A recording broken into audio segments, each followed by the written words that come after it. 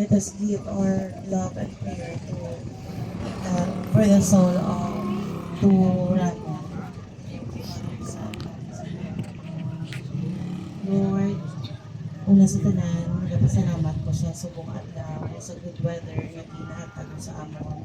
Na ikaw nagpugyon, pag mga dulong namon si Tububoy sa iya, resting place, final resting place yan. Kag Lord, ginapasalamatan ko ang tanan nga blessings, tanan nga tawo nga nagkadto diri nga hatag sa ilang help sa amon. Lord, ikaw mag-open sang imo nga gate of heaven nga i-welcome mo si Tumuboy sa imo nga kaharian. Kapay pa i-grant mo sa iya ang internal peace nga maghahatag sa iya sa kalino. Sa Lord, ginatugyan namon ang mga nabilin ni Tumuboy nga ikaw na ang bahala sa ila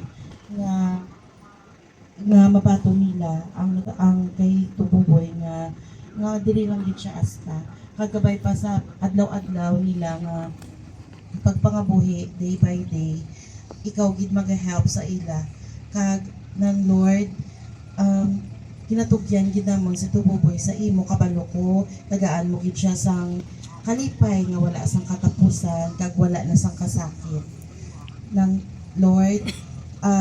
Sa mga nabili ni Tububoy, I know may plans ka para sa ila kag wala sa subong wala namon mabalaan, pero sa mga maabot nga inadlaw mabalaan din na namon kay ang amon kabuhi sa kalibutan ulam lang man.